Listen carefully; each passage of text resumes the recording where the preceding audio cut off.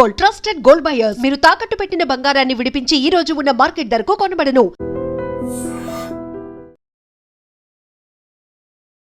Hi నమస్తే, welcome to iDream media. నేను మీ రొద్దం శ్రీనివాస్. ఇవాళ తెలంగాణలో రాజకీయాలు ఎన్నికల కంటే ముందే వేడెక్కుతున్నాయి. అన్ని పార్టీలు ప్రజాక్షేత్రంలోకి వెళ్ళి ప్రజలను ఆకట్టుకునే ప్రయత్నాలను ముమ్మరం చేస్తున్నాయి. అందులో కొత్తగా ఏర్పడినటువంటి తెలంగాణ జాగృతి సేన టిఆర్ఎస్ పార్టీ ఇంకా 4 అడుగులు ముందుకేసి నిత్యం ఏదో ఒక సమస్య మీద ప్రజల్లో పోరాటం చేసే ఒక పనిని నిర్విఘ్నంగా కొనసాగుతుంది. జనం బాట పట్టారు. ఇప్పుడు తర్వాత చాలా రకరకాల మేధావులను కావచ్చు, స్టీరింగ్ కమిటీ సమావేశాలు ఇట్లా పెట్టి ఎప్పటికప్పుడు ఆ పార్టీ ఒక కొత్త ఉత్సాహాన్ని నింపే పనిలో ఉన్నారు. దానికి సంబంధించి మనతో మాట్లాడడానికి ఆ పార్టీ భవిష్యత్ నిర్ణయాలు ఎలా ఉండబోతున్నాయి, కార్యాచరణ ఏంటి, అసలు ఎన్నికల్లో ఏ విధంగా ప్రజల్లో ముందుకెళ్ళబోతున్నారు, ఇప్పటి వరకు పార్టీ నిర్మాణం ఎలా సాగింది, ఇక ముందు ఎలా ఉండబోతుంది అనే విషయాలు మనతో మాట్లాడడానికి ఆ పార్టీ అధికార ప్రతినిధి సురభి గారు ఉన్నారు. నమస్తే సురభి గారు. నమస్తే శ్రీనివాస్ గారు, ఎలా ఉన్నారు? నేను బాగున్నా. Long time. అవునండి. మీరు entrepreneur come geo political analyst నుంచి పొలిటికల్ అయిపోయారు, అధికార ప్రతినిధి అయిపోయారు కాబట్టి అది స్టాంప్ పడిపోయింది కదా. పాలిటిషియన్స్ అంటే బిజీగా ఉంటారు, అంట కాదు. మీరు ఎప్పుడున్నా I'm always available. Thank you very much. Surabhi గారు, అసలు మీకు ఒక మంచి బిజినెస్ ఉంది, ఇంటర్నేషనల్ బిజినెస్ ఉంది, మంచిగా ఒక ఎంటర్‌ప్రెన్యూర్ మీరు, చిన్న వయసులోనే మంచి ఎదిగిన ఎంటర్‌ప్రెన్యూర్ మీరు. ఇంకోటి మీరు జియో పొలిటికల్ అనలిస్ట్ కూడా. సో ఈ 2 పనులకే మీకు సమయం సరిపోని పరిస్థితుల్లో ఒక రాజకీయ పార్టీలో చేరాలని, రాజకీయాల్లోకి రావాలని ఎందుకు అనిపించింది మీకు? బేసిక్గా దాని వెనక ప్రేరణ ఏంటి? అసలు మీరు పొలిటీషియన్ అయిదామని ఎందుకు అనుకున్నారు? అంటే శ్రీనివాస్ గారు, నేను ముందు ఎన్నో ఇంటర్వ్యూస్ లో చెప్పినట్టు, నేను ఈ జన్మ ఎత్తినందుకు నాకు కొన్ని ప్రయారిటీస్ ఉంటాయి. God has given me so much. దేవుడు ఎన్నో ఇచ్చాడు, ప్రజలకు తిరిగి చేయాలి. అది ఎట్లా చేస్తాం? What is one way where you can serve the people to the best of your ability అంటే పాలిటిక్స్ అంటాం కదా. పెట్టుకోవచ్చు, ఎన్జిఓ పెట్టుకోవచ్చు, అవన్నీ చేస్తాం. కానీ పెద్ద తరంలో ప్రజలకు హెల్ప్ చేయాలంటే ఎట్లా చేస్తాం? Through politics.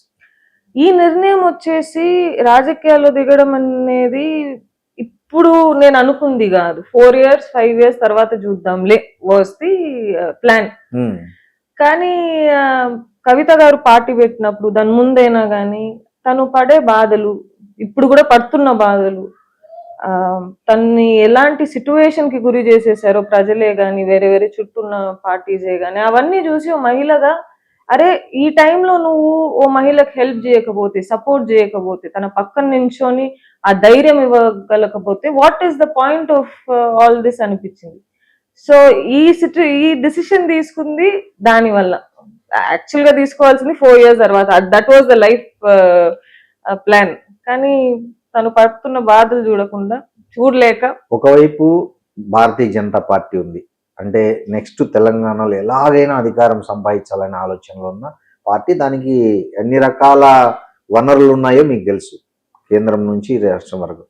కాంగ్రెస్ అధికారంలో ఉంది, బీఆర్ఎస్ పార్టీ ఉంది, 10 సంవత్సరాలు తెలంగాణలో చేసిన పార్టీ. ఇంకా చాలా పార్టీలు ఉన్నాయి, రకరకాల పార్టీలు. ఈ పార్టీలు అన్నిటినీ కాదనుకుని కవిత గారు పెట్టిన పార్టీని ఎందుకు ఎంచుకున్నారు మీరు? తనలో ఉండే ఆనెస్టీ, ఎథిక్స్, మారల్స్, ప్రిన్సిపల్స్ వేరే ఏ ఒక రాజకీయ నాయకుడి దగ్గర నేను చూడలేదు శ్రీనివాస్ గారు. తన దగ్గర ఉన్నది ఒక పర్సనల్ ఇది అవ్వచ్చు, if I may say so. ఇక్కడ చాలా ఫ్యాక్టర్స్ డిడ్ంట్ ఈవెన్ ప్లే. ఇది రేపేమైతుంది, నీ ఫ్యూచర్ బాగుంటుందా, నా ఫ్యూచర్ బాగుంటుందా అనే ఒక థాట్ ప్రాసెస్ కూడా రాలేదు నాకు ఈ డిసిషన్ తీసుకున్నప్పుడు. తను పడుతున్న బాధలు చూడలేక నేను I decided that this is the right time to be with her, stand by her, support her in which ever way I can. వేరేవన్నీ రాజకీయ నిర్ణయాలు అవ్వచ్చు, కానీ this was a personal choice more than political decision, if you may ask. ఇప్పుడు ఉన్న పరిస్థితుల్లో ఒక కొత్త పార్టీ ప్రజల్లోకి వెళ్ళి వాళ్ళ మద్దతు సంపాదించుకొని అధికారంలోకి రావడం అంటే అంత ఈజీ కాదు. అంటే మొన్న తమిళనాడులో విజయ్ పార్టీ వచ్చిందంటే అతను ఒక పెద్ద సినిమా హీరో, స్టార్, చాలా అభిమానులు ఉన్నారు. అక్కడ అది కూడా ఎవరికి నమ్మకం లేకుండా వచ్చిన రిజల్ట్. యా. సో అలాంటి పరిస్థితి తెలంగాణలో ఉందా నిజంగా? అంటే ఇప్పుడు థర్డ్ పార్టీ అవసరం జనాలకు ఉందా? ఎన్నో ఉద్యమకారులు ఉన్నారు శ్రీనివాస్ గారు. ఉద్యమకారులకి మొన్న కవిత గారు వెళ్ళి ధర్నా చేస్తే తనని ఎట్లా కింద పడేశారంటే పోలీసు వాళ్ళు, even today she suffering from pains కదా. ఉద్యమకారుల పక్కన నించడం తప్పైందా? తప్పు కాలేదు కదా. వాళ్ళు చేయలేకున్న పనే కదా మేము ఇవ్వండి 250 గజాలు ఇవ్వండి అని చెప్పి కూర్చొని ధర్నా చేసింది. ఆ రోజు కాంగ్రెస్ పార్టీ ఇవ్వలేదు, బీఆర్ఎస్ పార్టీ ఇవ్వలేదు, బీజేపీ ఇంకా అధికారానికే రాదు, ఫ్యూచర్ లో కూడా రాదు అంటున్నా. సో ఇలాంటి ఒక ఇష్యూస్ టేకప్ చేసి ఫైట్ చేస్తున్నాం కదా మనము. ఎందుకు మాకు స్పేస్ ఉండదు? హెల్త్ కేర్ తీసుకోండి మీరు. మొన్న నల్గొండకి వెళ్తే కవిత గారు వాళ్ళ అమ్మకి ఆరోగ్యం బాగాలేదని చెప్పి గవర్నమెంట్ ఆసుపత్రికి తీసుకపోతే 3 లక్షలు ఖర్చు అవుతుంది అన్నారు ఆ సర్జరీకి. ఇక్కడ లేదు, ప్రైవేట్ హాస్పిటల్కి వెళ్ళే చేసుకోవాలి మీరు అని చెప్తే కన్న తల్లిని వదులుకున్నాడు ఆ అబ్బాయి ఆ 3 లక్షలు లేకుండా. గవర్నమెంట్ హాస్పిటల్లో ఫెసిలిటీ లేదు, ప్రైవేట్ హాస్పిటల్కి వెళ్ళాలంటే డబ్బులు లేవు. మా party first agenda is free health across. Free education is a top priority. ఈ రోజు ప్రైవేట్ స్కూల్స్ తీసుకోండి మీరు, 120% పెంచుతున్నారు ఫీజెస్. పేరెంట్స్ కట్టుకోలేక ఎంత ఇబ్బంది పడుతున్నారు కదా. మా పార్టీ సెకండ్ అజెండా నిజం చెప్పాలంటే తల్లిదండ్రుల సంపాదనలో 80% పిల్లల చదువులకే అయిపోతుంది. పిల్లల చదువుకు వెళ్తుంది, లేకపోతే హెల్త్ కి. ఈ రెండు మేము we want to address that problem head on. ఎందుకు why are we not able to fulfil that so far? ఆ మనసు లేదు కాబట్టి. డబ్బులు ఉన్నాయి, ఎందుకు మనం ఎన్నో ఇరిగేషన్ ప్రాజెక్ట్స్ చేయట్లేదా? చుట్టూ తెలంగాణలో ఎన్ని ప్రాజెక్ట్స్ జరుగుతున్నాయి, అవునా కదా చెప్పండి. గవర్నమెంట్ ఫండెడ్ ప్రాజెక్ట్స్ ఎన్ని ఉన్నాయి. ఇన్ఫ్రాస్ట్రక్చర్ తీసుకోండి, రోడ్స్ తీసుకోండి, స్కూళ్ళు కట్టాలి అని తీసుకోండి. కానీ ఇక్కడెక్కడ ఇన్వెస్ట్ చేస్తున్నారు? ఇన్వెస్ట్ చేయట్లేదు కదా హెల్త్ అండ్ ఎడ్యుకేషన్ లో. ఇంకా రేవంత్ రెడ్డి గారు అయితే ఉన్న స్కూల్ని 60% తగ్గిస్తామంటున్నారు ఇప్పుడు తెలంగాణలో కదా. ఏ గవర్నమెంట్ స్కూల్కి వెళ్ళండి మీరు, పిల్లలపై బెల్లు కొట్టాలి, పిల్లలపై వాష్రూమ్స్ క్లీన్ చేసుకోవాలి. అది చదువా? అదా మనం నేర్పించేది? అదా మనం ఇచ్చే ఒక సర్వీస్ మన పిల్లలకి? చదువుకోవాలి కదా పిల్లలు స్కూల్కి పోతే. ఇప్పుడు జరుగుతుంది ఏంది? సో హెల్త్ అండ్ ఎడ్యుకేషన్ నా పర్సనల్ గా నాకు is a very important thing అండి. పార్టీ జాయిన్ అయ్యే ముందే అడ్వాన్స్ ఇండియా ఇనిషియేటివ్ అని చెప్పేసి ఒక ఇనిషియేటివ్ నడిపినా నేను. ఆ ఇనిషియేటివ్ లో 2 priority things was health care and education.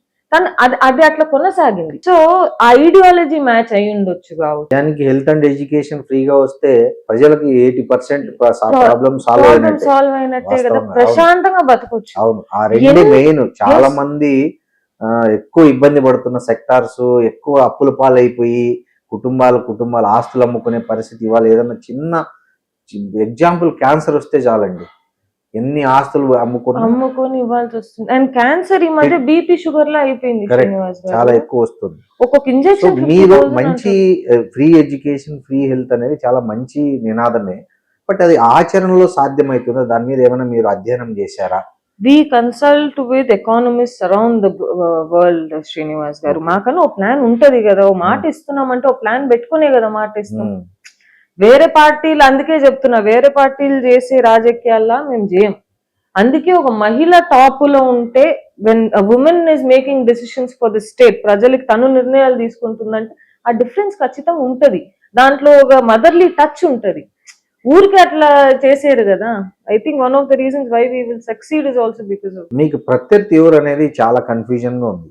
మీకు ప్రత్యర్థి కాంగ్రెసా, బీజేపీనా, బీఆర్ఎస్ అంటే ఏం చెప్తారు అసలు? మాకు ఫస్ట్ ఫైట్ అయితే బీఆర్ఎస్ వాళ్ళతోనే శ్రీనివాస్ గారు. సెకండ్ వచ్చేసి వాళ్ళిద్దరు నిర్ణయం తీసుకోవాలి. సెకండ్ వాళ్ళు ఉంటారా, కాంగ్రెస్ ఉండిద్దా, బీఆర్ఎస్ ఉండిద్దా అని చెప్పి. వారు main fight is with surely BRS at the moment. అంటే నేను అనేది ఎన్నికల్లో కాదు, ఇప్పుడు మీరు చూస్తున్న మాటల యుద్ధం కావచ్చు, మీ పార్టీ అధినేత కవిత గారిని టార్గెట్ చేయడం సోషల్ మీడియాలో కావచ్చు, లేదా బయట కావచ్చు. అంటే ఆమె చాలా ప్రెస్ మీట్లలో, ఈ యాత్రల్లో మాట్లాడిన మాటలు కూడా ఎక్కువ, అంటే అధికార పార్టీ కంటే కూడా బీఆర్ఎస్ పార్టీని, బీఆర్ఎస్ పార్టీ నేతలను టార్గెటెడ్ గా ఆమె మాట్లాడుతున్నారు. సో సోషల్ మీడియాలో ఆమెకు వ్యతిరేకంగా జరుగుతున్న ఏదైతే దాడి ఉందో ఆ దాడులు మొత్తం బీఆర్ఎస్ నుంచి వస్తున్నాయనేదా మీ ఫీలింగ్? ఖచ్చితంగా కదా శ్రీనివాస్ గారు. తను పార్టీలో ఉన్నప్పుడే బీఆర్ఎస్ సైన్యం, సోషల్ మీడియా సైన్యం 100 మంది కూర్చొని తన మీద మీమ్స్ చేయడాలు, రీల్స్ చేయడాలు, ఫాల్స్ ప్రాపగాండా చేయడాలు, ఇవన్నీ అయినాయి కదా. ఇప్పుడు కూడా ఆగలేదు, అప్పుడు కూడా ఆపలేవారు. ఇప్పుడు అప్పుడు చేశారు, ఆమె పార్టీ వదిలి బయటకు వచ్చేసింది. వదిలి బయటికి రాలేదు, తనని సస్పెండ్ చేశారు. ఇది అదే. ఈ డౌట్ ప్రజలకి చాలా మందికి ఉంది. ఉమ్, కవిత గారు బిఆర్ఎస్ పార్టీ నుంచి సొంత నాన్న సొంత అన్న పార్టీ నుంచి ఎట్ట బయటికి వచ్చినారు అని చెప్పేసి. తను బయటికి రాలేదు, సస్పెండ్ చేశారు. సస్పెండ్ చేశారు. తను లేఖలు రాయడము, ఆ లేఖలు లీక్ కావడం. లీక్ అవ్వడము, సస్పెన్షన్ లో కూడా ఏమన్నారు, యాంటీ పార్టీ యాక్టివిటీ అని చెప్పారు. యాంటీ పార్టీ యాక్టివిటీ అక్కడ ఏం జరిగింది? సస్పెన్షన్ అయ్యే ముందు 1 వీక్ ముందు తను ఒక ప్రెస్ కాన్ఫరెన్స్ పెట్టారు. ఆ ప్రెస్ కాన్ఫరెన్స్ దేనికి పెట్టారు? కాళేశ్వరం ప్రాజెక్ట్ లో అవినీతి జరిగింది అని చెప్పేసి కాంగ్రెస్ వాళ్ళు కేసీఆర్ గారికి నోటీస్ పంపించారు. మీకు గుర్తుంటే కేసీఆర్ గారికి ఎందుకు మీరు నోటీస్ పంపించారు, పెద్ద ఆయనకు నోటీస్ ఎందుకు పంపించారు, అప్పుడు అవినీతి చేసింది హరీష్ రావు కదా అని చెప్పి ఆ ప్రెస్ కాన్ఫరెన్స్ పెట్టారు. దానికి suspension order is what she receive. ఎంతవరకు కరెక్ట్ అది? షో కాజ్ నోటీస్ ఇవ్వకుండా ఇవన్నీ ఎందుకో జర్నలిస్ట్ అడగరు వాళ్ళు, నాకు అర్థం కాదు. ఒక్కరు కరెక్ట్ గా అడిగిందిలే బీఆర్ఎస్ వాళ్ళని, మీ చెల్లిని మీరు ఎందుకు పార్టీ నుంచి బయటికి వేయాల్సిన పరిస్థితి ఎందుకు వచ్చింది అని చెప్పి. లిక్కర్ కేసు అనొచ్చు వాళ్ళు, లిక్కర్ కేసులో అలాంటి కేసే లేదని చెప్పి డిశ్చార్జ్ చేసినారే కోర్టు. ఆ కేసు వచ్చి ట్రయల్ కూడా వెళ్ళాల, ట్రయల్ పోవడానికి కూడా ఎవిడెన్స్ లేదన్నారు ఆ లిక్కర్ కేసులో. ఇంకా ఏం లిక్కర్ కేసు అది? ఆ టైంలో పక్క నుంచి సపోర్ట్ ఇవ్వాలి గానీ అట్లా వదిలేస్తారా ఎవరైనా? అంటే జనం ఇంకో మాట ఏమంటారంటే, ఈమె 10 సంవత్సరాలు అధికారంలో ఉండి అప్పుడు లేని అవినీతి, అప్పుడు కనపడని అవినీతి బయటికి వచ్చినాక ఈమెకి ఎందుకు కనిపించింది? కాళేశ్వరంలో అవినీతి కావచ్చు, హరీష్ రావు అవినీతి కావచ్చు, ఇంకా ఎవరో సంతోష్ రావు అవినీతి కావచ్చు, వీళ్ళందరూ అవినీతి ఈమెకి 10 ఏళ్ళు కనిపించలేదా? పార్టీ నుంచి సస్పెన్షన్ గురి అయ్యే ముందు ఒక పార్టీలో ఉండి ఆ పార్టీ మాజీ మంత్రి మీద ప్రెస్ మీట్ పెట్టడం ఎంతవరకు కరెక్ట్ అనేది కూడా ఎవరైనా ఆలోచించు. ఓ మాట చెప్తా శ్రీనివాస్ గారు, కవిత గారు వచ్చేసి ఆ ప్రెస్ మీట్ పెట్టింది ఎందుకు? తన నాన్నని కాపాడుకోవడానికి కోసం, తన నాన్న తప్పు చేయలేదని చెప్పి ప్రజలకు చెప్పడానికి కోసం. ఇప్పుడు మామన నాన్న అంటే మీరు ఎవరిని చూస్ చేసుకుంటారు? నాన్ననే కదా చూస్ చేసుకుంటారు. ఆ ఒక బేసిక్ కాన్సెప్ట్ వాళ్ళకి అర్థం కాల.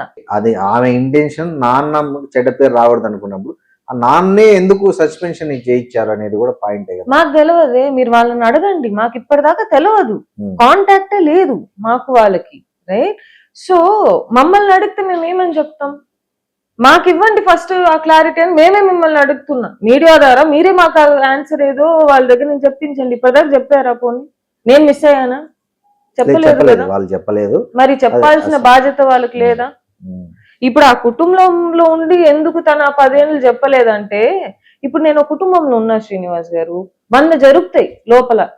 మీరు చూసారా, నేను చూసారా తను అడగలేదని చెప్పి కదా? ఎన్నో దాంట్లో తెలంగాణ క్యాబినెట్ లో మహిళలు లేరని చెప్పింది ఎవరు? ఫస్ట్ కవిత గారే కదా చెప్పారు. బయటికి వచ్చి ఏమేమి చెప్పగలిగారో చెప్పారు, లోపల ఏమేమి చెప్పగలిగారో చెప్పారు. మనం ఎవరం చూడలే కదా తను ఏం చెప్పలేదని చెప్పేసి. సో ఇప్పుడు ఇక్కడ ఒక డౌట్ అండి, ఇప్పుడు కవిత గారిని అంత నిర్దాక్షిణ్యంగా కేసీఆర్ కుటుంబం వదిలేయడానికి ఏం జరిగి ఉంటది అసలు? ఇది అంటే ఆమె ఇట్లా మాట్లాడడం అయితే రీజన్ అయి ఉంటుందా? అంటే ఒక హరీష్ రావు నోటీసులు ఇవ్వండి అనేది ఒక్కటే రీజన్ అయి ఉంటుందా, లేకపోతే దీని వెనక వేరే కారణాలు ఏమైనా ఉన్నాయా? అంటే మాకు వాస్తవాలు తెలియదు శ్రీనివాస్ గారు. అక్కడ సస్పెన్షన్ ఆర్డర్ వచ్చిన తర్వాత ఎలాంటి కమ్యూనికేషన్ లేదు, రైట్? ఎందుకు సస్పెండ్ చేశారని మాకు ఈ రోజు వరకు తెలియదు. అడిగినా కూడా చెప్పే పరిస్థితిలో వాళ్ళు లేరు కదా. ఎన్నో ఇంటర్వ్యూస్ ఇచ్చారు కేటీఆర్ గారు, దాని తర్వాత ఒక్క జర్నలిస్ట్ అడగలే. ఎందుకు అడగలేదు అంటారు? చెప్పాలి కదా సమాధానం వాళ్ళైనా. ఈ రోజు తనని పార్టీ నుంచి సస్పెండ్ చేశాక తను వేరే పార్టీ పెట్టుకున్నారే తప్పి, పార్టీలో ఉన్నప్పుడు ఏం చేయలేదే అలాగా?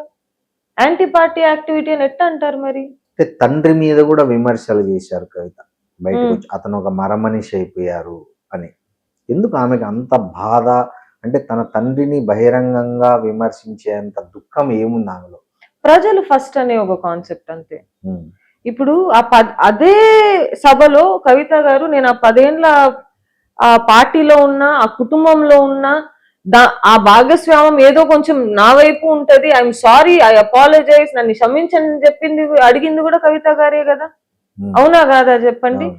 సో ప్రజలు ఫస్ట్ అనే ఒక కాన్సెప్ట్ వల్ల తండ్రిని చెప్పాల్సి వస్తుంది. ఈ రోజు తండ్రిగా ఏమనట్లేదు, రాజకీయ నాయకుడుగా we don't like the policies that you bought, Telangana ఎక్కడో ఉండాల్సింది ఈ రోజు అక్కడ లేదు అనే బాధ. సో ఒకవైపు ఆమె తండ్రిని అలా విమర్శిస్తున్న, రాజకీయంగా, నేను వ్యక్తిగతంగా కాదు, రాజకీయంగా విమర్శిస్తున్నా, బట్ పార్టీ ఆఫీస్ లో ఆమె కుర్చీ పక్కనే వాళ్ళ నాన్నతో దిగిన పెద్ద ఫోటో ఒకటి పెట్టుకొని ఉంటారు. అవును, సో ఏంటిది? అది తండ్రి కదా, తండ్రి మీద ప్రేమ ఉండొచ్చు. ఓకే, రాజకీయ నాయకుడుగా we have a problem with you అంటాం.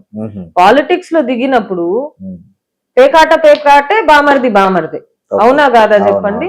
సో తండ్రిగా తను does always that love, does always that emotions. కానీ రాజకీయ నాయకుడుగా ఎస్ వి కవిత గారు ఆర్ కవిత గారు party as will surely object to it కదా. అంటే ఈమె మీద వ్యక్తిగతమైన దాడులు, అంటే సోషల్ మీడియా ద్వారా దాడులు చేయించాల్సిన అవసరం బీఆర్ఎస్ కి ఏముంటది? ఈమె రాజకీయ ప్రత్యర్థి వాళ్ళకి కాదు కదా. అంటే శ్రీనివాస్ గారు, ఇవన్నీ జరిగే ముందే కవిత గారు భవన్ లో కూర్చొని ఒక ప్రెస్ మీట్ పెట్టారు, నా మీద ఇట్లా దాడులు జరుగుతున్నాయి అని చెప్పేసి. దానికి ఎలాంటి రెస్పాన్స్ రాలేదు. పార్టీ ప్రెసిడెంట్ ఎవరు? కేటీఆర్ గారు. ఒక్కసారి ఫోన్ చేసి అడగడం ఇబ్బంది అయిపోయిద్దా మీకు? మీరు ఆ సిచ్యువేషన్ లో ఉండి చూడండి శ్రీనివాస్ గారు. తండ్రి సపోర్ట్ లేదు, అన్నయ్య సపోర్ట్ లేదు, చుట్టూన్నోళ్ళు రాజకీయాలు చేస్తున్నారు. ఓ మహిళగా ఏం చేస్తాను? సస్పెండ్ చేశారు, ఆత్మగౌరవం ఉండదా? తనకు తెలిసిందే రాజకీయాలు, తను ఉండిందే పాలిటిక్స్, ప్రజల సేవ అని బతికిందే దానికి కదండి. లాస్ట్ 15-20 years తన హిస్టరీ తీసుకుంటే ప్రజల కోసమే పనిచేశారు, దీంట్లోనే ఉన్నారు, పాలిటిక్స్ లోనే ఉన్నారు. ఇప్పుడు వచ్చి సడన్ గా మారిపో ప్రొఫెషన్ మార్చుకుంటే ఎవరు మార్చుకుంటారు? ఈ రోజు వచ్చి మేము టిఆర్ఎస్ అని పెట్టుకున్నామని ఇది పార్టీ పెట్టుకున్నామని ఒక ఇది, ఓ మహిళగా తన తండ్రిని వదిలేసి అన్నయ్యని వదిలేసి పార్టీ పెట్టుకుందని వెనకాలని జరిగితే కదా ఇక్కడ దాకా వచ్చింది. ఇప్పుడు మీ పార్టీ గుర్తింపు ఉన్నట్లా లేనట్లా ఎన్నికల సంఘం మీకు నోటీస్ ఇచ్చింది, అది మేము ఇవ్వలేము, చాలా అభ్యంతరాలు వచ్చాయి, 1000కి పైగా అభ్యంతరాలు వచ్చాయి. ఎవరు పంపించారో మీరు ఒకసారి ఆలోచించండి. ఎవరు పంపిస్తారు శ్రీనివాస్ గారు? నాకు అర్థం కాదు. బీఆర్ఎస్ వాళ్ళు ఏమన్నారు? మీరు పార్టీ పెట్టుకోండి, మీరు ఏదైనా చేసుకోండి, మాకు భయం లేదన్నారు. మరి ఈ రోజు ఎందుకు పంపించారు? మీ అబ్జెక్షన్స్ భయం లేకపోతే నీ పని నువ్వు చేసుకో, మా పని మేము చేసుకుంటామని ముందుకు పోతామే గాని దేనికోసం ఇవన్నీ? అంటే ఈ పరిస్థితుల్లో పార్టీ గుర్తింపు అనేది కంటిన్యూ అవుతుంది అంటారా? ఎన్నికల సంఘం పార్టీ ఇది మేము ఈ పేరు ఇయ్యలేము అని రద్దు చేస్తే పరిస్థితి ఏంటి? మీరే నాకు ఎప్పుడో ఒకసారి చెప్పారు అనుకుంటా, ఇందిరాగాంధీ టైంలో జనతా పార్టీ వచ్చేసి గుర్తింపు కూడా లేకుండా ఎన్నికలకి వెళ్ళారు, గుర్తు లేకుండా బీకేడ్ అనే పార్టీ సింబల్ తీసుకొని ఎలక్షన్ లో కంటెస్ట్ చేశారు. వాళ్ళు ఆ రోజు గెలిచారు. ఎందుకు? ప్రజలు నమ్మారు, వాళ్ళ ఐడియాలజీని ప్రజలు నమ్మారు. ఇక్కడ మా ఐడియాలజీ ఏమంటున్నాం? మేము బీఆర్ఎస్ పార్టీ గురించి తను బయటికి వచ్చిన తర్వాత 6 months మాట్లాడి ఉంటారేమో వాళ్ళ గురించి, ప్రజలకు తెలవాలి కాబట్టి. దాని తర్వాత మా పని ఏదో మేము చేసుకుంటున్నాం కదా. దేనికి ఇది అడ్డంకులు మాకు? ఇంకా చాలా మంది తెలంగాణలో కవితను కేసీఆర్ కూతురుగానే చూస్తున్నారు, కానీ ఒక పార్టీ అధ్యక్షురాలుగా చూసే ఒక అండర్స్టాండింగ్ ఇంకా రాలేదని నాకు ఒక వ్యక్తిగతంగా ఫీలింగ్. అది maybe right are wrong. So దాన్ని బద్దల కొట్టకుండా మీరు ఎన్నికల్లో గెలవడం అనేది సాధ్యమేనంటారా? ఇప్పుడు మేము పార్టీ పెట్టి ఈ రోజుకి 74th డే అనుకుంటా శ్రీనివాస్ గారు. బీఆర్ఎస్ లో ఉన్నంత వరకు కవిత గారు ఎప్పుడున్నా గానీ మా నాన్నగారే హైలైట్ అవ్వాలి, పార్టీ హైలైట్ అవ్వాలి, నేను హైలైట్ అవ్వకపోయినా పర్లేదు, నా పోస్టర్ బ్యానర్ లో నా ఇది ఉందా లేదా అని పట్టించుకోలే. ఎప్పుడు సెల్ఫ్ ప్రమోషన్ అనేది ఎప్పుడు చేసుకోలే. అందుకోసం తనని కేసీఆర్ కూతురు అనొచ్చేమో కదా. ఎందుకు ఇప్పుడు కేటీఆర్ గారు తీసుకోండి, మీరు ఒట్టి కేటీఆర్ గారు తీసుకుని ఒట్టి కేసీఆర్ కొడుకు అంటారా? అన్నారుగా. కేటీఆర్ అని చెప్తే ఒక బ్రాండ్ అని ఆయన క్రియేట్ చేసుకున్నారు. ఆ క్రియేట్ చేసుకునే నీడు కవిత గారికి ఎప్పుడు రాలేదు. ఇప్పుడు ఉంది, ఇప్పుడు చేస్తాం. ఇంకో ఎలక్షన్ 2 years ఉంది కదా, లోపల మీరు కవిత పార్టీ అధ్యక్షురాలు అనే ఒక ఇమేజ్ ని జనంలోకి అంతకంటే ఎక్కువనే చేస్తాం. ఇంకొకటి, బీఆర్ఎస్ నేతలు పబ్లిక్ గా ఇండైరెక్ట్ గా డైరెక్ట్ గా అంటున్న మాట ఏంటంటే, అంటే రేవంత్ రెడ్డి చెప్పినట్లు వింటది కవిత. అవునా? రేవంత్ రెడ్డి చేతిలో అస్త్రము అని బయట టాక్స్ ఉన్నాయా అనే ఒక విమర్శ వినిపిస్తుంది. అసలు ఏంది అసలు? ఎందుకంటే ఆమె రేవంత్ రెడ్డి ప్రభుత్వం మీద కంటే కూడా ఎక్కువ విమర్శలు బీఆర్ఎస్ పార్టీ మీద, బీఆర్ఎస్ పార్టీ నేతల మీద, బీఆర్ఎస్ గత 10 ఏళ్ల పరిపాలన మీదనే చేస్తుంటారు, అవినీతి మీద. ఎవరైనా ప్రతిపక్షం అంటే ప్రభుత్వం మీద చేస్తారు, ఈమె ప్రతిపక్షం మీద చేస్తుంది. కాబట్టి ఈమె రేవంత్ రెడ్డి రిమోట్ అనే ఒక ప్రచారం కూడా ఇది- చేస్తున్నారు సోషల్ మీడియాలో. ఇది ఒక ఫాల్స్ ప్రాపగాండా శ్రీనివాస్ గారు. ఫస్ట్ మీరు Hmm. వెళ్ళి చూడండి ఎన్నిసార్లు విమర్శించారో కవిత గారు కాంగ్రెస్ పార్టీని అని చెప్పేసి. రోజు ఏదో ఒకటి చెప్తూనే ఉంటాం మేము. ఎక్కడైతే where we think that something is going wrong we always stood against it. Highlight అయ్యేది ఏంటంటే బీఆర్ఎస్ గురించి మాట్లాడినప్పుడు ఎందుకు అందరికి డ్రామా కావాలి కదా, టీఆర్పీ పెంచుకోవాలి, డ్రామా కావాలి, దీన్ని ఎక్కువ పుష్ చేస్తే డ్రామాలు ఎక్కువ ఉంటాయి, టీఆర్పీలు పెరుగుతాయి అని చెప్పేసి అందువల్ల మేబీ ఆ డిఫరెన్స్ కనిపించవచ్చేమో. కానీ కవిత గారు has will and has in the past also has always stood against things that the Congress government has done wrong and will continue to do so also. So వచ్చే ఎన్నికల్లో తెలంగాణలో మీ పార్టీ ఎన్ని స్థానాల్లో గెలిచే అవకాశం ఉంది మీ అసెస్మెంట్ ప్రకారం? మీరు ఈ మధ్య మీటింగ్లు పెట్టుకుంటున్నారు, మేధో మదనాలు చేస్తున్నారు, మేధావులతో మీటింగ్లు పెట్టుకుంటున్నారు, స్టీరింగ్ కమిటీలని వేసుకుంటున్నారు. సో వీటిలో వచ్చిన ఫీడ్బ్యాక్ ఏంటి మీకు? అసలు ఏమైనా ఇంకా ల్యాప్సెస్ ఉన్నాయా, సర్దిద్దుకోవాల్సినవి ఉన్నాయా, లేదా ఫోకస్ చేయాల్సినటువంటి ఇష్యూస్ ఏమన్నా ఇంకా మీరు టచ్ చేయని ఏమైనా ఉన్నట్లు మీకు ఈ మీటింగ్ల ద్వారా ఈ ఫీడ్బ్యాక్ ఏమైనా వచ్చిందా? అంటే శ్రీనివాస్ గారు ప్రతి ఓ పార్టీకి ఓ స్ట్రాటజీ అనేది ఉంటది కదా. ఆ స్ట్రాటజీ నేను మీకు ఈరోజు చెప్పేసాను అనుకోండి, మేము ఎట్లా గెలుస్తాం? గెలవం కదా. సో అది ఫస్ట్ పాయింట్. రెండో పాయింట్ ఏంటంటే మేము కవిత గారిని ఎన్ని సీట్స్ గెలవడానికంటే we really want to see her as a chief minister. That is the ultimate goal. So మేము ఆ ఒక థాట్ ప్రాసెస్ లోనే పని చేస్తాం. గవర్నమెంట్ ఫామ్ చేయాలి, తను సీఎం అవ్వాలి అనేదే కదా మాకు కోరిక. ఆ ఒక డైరెక్షన్ లోనే కదా పని చేస్తాం మేము. 30-40 సీట్లు రావాలంటే ఎందుకు చేస్తాం, ఎందుకు దిగుతాం? సో అదే we will form the government, she will become the next chief minister అనే దాంతోనే మేము ముందుకు వెళ్తున్నాం. సో మీకు అంటే వచ్చే రోజుల్లో పార్టీ కార్యక్రమాలను ఎట్లా ఇంకా స్పీడప్ చేయాలనుకుంటున్నారు? ఎలాంటి కార్యక్రమాల ద్వారా మీరు ఇంకా ప్రజలకు దగ్గర అవ్వాలనుకుంటున్నారు? ఇప్పుడు మా పాంచజన్యాలు ఉన్నాయి శ్రీనివాస్ గారు. ఫస్ట్ వచ్చేసి ఆరోగ్యం, విద్య. మూడోది ఏం ప్రైమరీగా తీసుకున్నామంటే ఈ మధ్య మీకు ఎక్కడ వార్ జరిగినా కూడా ఇండియాలో ఎఫెక్ట్ ఉంటది. పిల్లలకి ఉద్యోగాలు రావట్లేదు.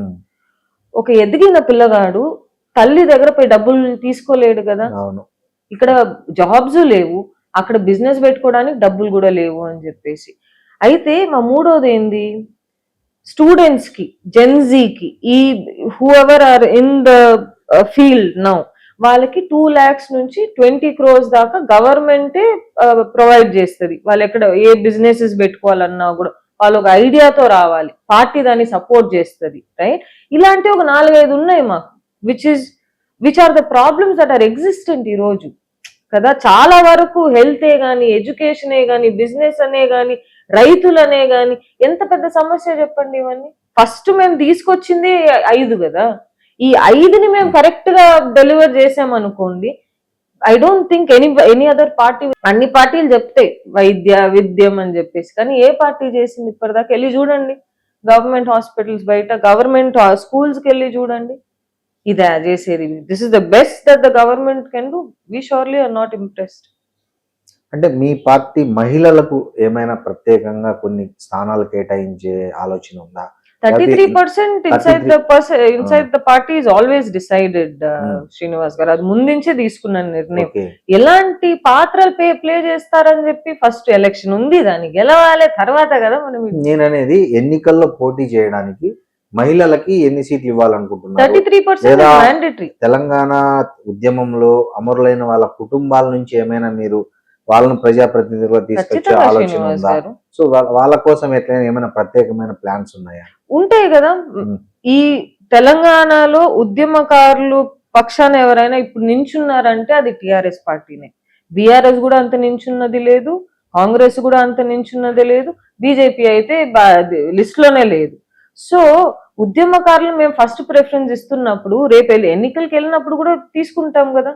ఆ ఒక థాట్ ప్రాసెస్ అనేది ఇప్పటి నుంచి కదా, ఎప్పటి నుంచో ఉండేది కదా. మీ పార్టీ నిర్మాణం ఎంతవరకు వచ్చింది? అంటే అన్ని కమిటీలు వేయడం కానీ లేకపోతే అవన్నీ కంప్లీట్ అయ్యాయా? అన్ని నియోజకవర్గాల్లో బాగానే జరుగుతున్నాయి. మేము ఏం అనుకున్నామో అంతకంటే 10 times ఎక్కువనే చేస్తున్నాం, కానీ తక్కువ అయితే చేయడం లేదు. We're far ahead then what we expected to be today. వచ్చే ఎన్నికల్లో టిఆర్ఎస్ ఏ పార్టీతో అయినా పొత్తుతో పోటీ చేస్తుందా లేదా ఇండిపెండెంట్ గానే? ఇండిపెండెంట్ గానే చేస్తాం శ్రీనివాస్ గారు, ఖచ్చితంగా ఇండిపెండెంట్ గానే చేస్తాం. Hmm. ఇప్పుడు బీజేపీకి మాకు డిఎన్ఏ సెట్ కాదు, Hmm. బీఆర్ఎస్ అంటారా ఆప్షనే లేదు, Hmm. కాంగ్రెస్ మీద అంత నమ్మకం లేదు.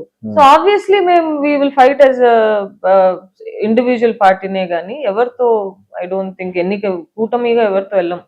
ఓకే, వచ్చే జిహెచ్ఎంసీ ఎన్నికల్లో కానీ లేకపోతే స్థానిక సంస్థల ఎన్నికల్లో కానీ మీ పార్టీ నుంచి పోటీ ఉంటుందా, లేకపోతే టూ ఎర్లీ కదా కొద్దిగా టైం లేదు ఖచ్చితంగా ఉంటది, కానీ రేవంత్ రెడ్డి గారు ఫస్ట్ అది చెప్పాలి కదా ఎప్పుడు జిహెచ్ఎంసీ ఎలక్షన్స్ అని చెప్పేసి.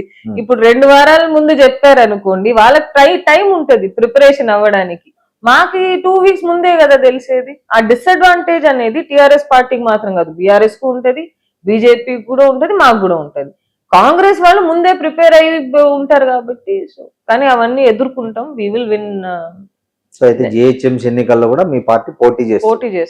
ఓకే, సో ఇంకొకటి ఫైనల్ గా ఒక అపవాదం ఏముందంటే, కవిత ముందు బీఆర్ఎస్ లో ఉన్నప్పుడు, కవిత కేసీఆర్ కూతురుగా జనంలోకి వెళ్తున్నప్పుడు వచ్చేంత జనం ఇప్పుడు టిఆర్ఎస్ అధినేతగా వెళ్తే అంత రెస్పాన్స్ లేదు, జనంలో తగ్గింది, ఆమెకు గతంలో ఉన్న ఆదరణ ఇప్పుడు లేదు అనేది కూడా ఒక ప్రచారం.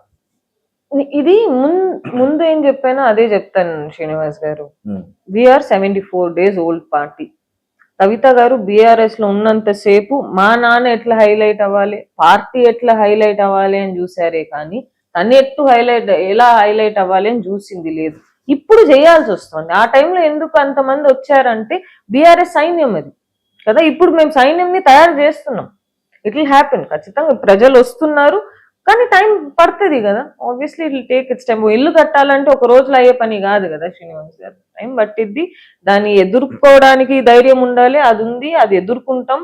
ఖచ్చితంగా వచ్చే ఎన్నికల్లో we will form the government. Surabhi గారు ఎక్కడి నుంచి పోటీ చేస్తారు వచ్చే ఎన్నికల్లో?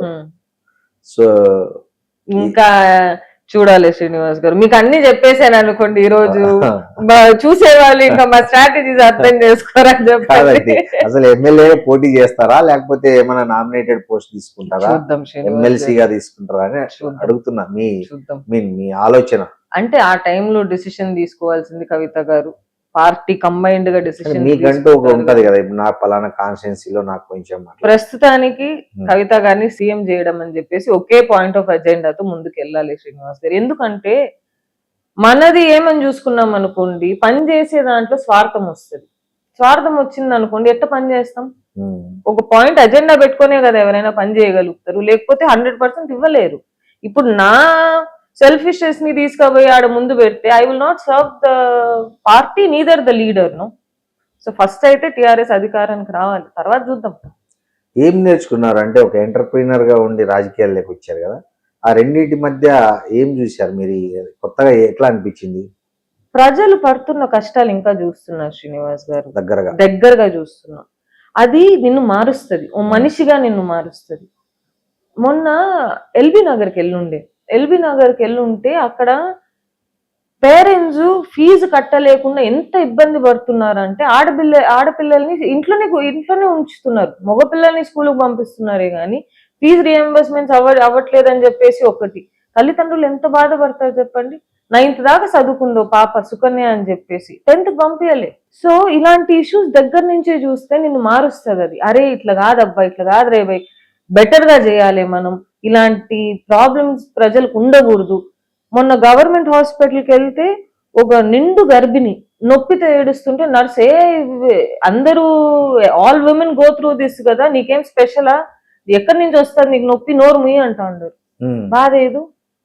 నేను ఉంటే అనుకోండి ఆ సిచ్యువేషన్ లో, నా చల్లిను ఎవరైనా ఉంటే చూసుకొని ఊరుకుండలేం కదా. ఇలాంటిది దగ్గర నుంచి చూసినప్పుడు కొన్నిసార్లు నిద్ర పట్టదు నైట్ లో. సో అది కొంచెం ఇబ్బంది అవుతాను నాకు, దాన్ని ఎట్లా సాల్వ్ చేయాలి, బెటర్ గా ఎట్లా చేయగలుగుతాం అనే ఒక ఇదే గానీ it made me more human అనొచ్చు పాలిటిక్స్. ఓకే, సో జనంలోకి వెళ్తున్నారు నిత్యం మీరు? వెళ్ళాలి, బాధ్యత, కర్తవ్యం. థ్యాంక్ యూ అండి, all the best. Thank you Srinivas గారు, థ్యాంక్ యూ సో మచ్.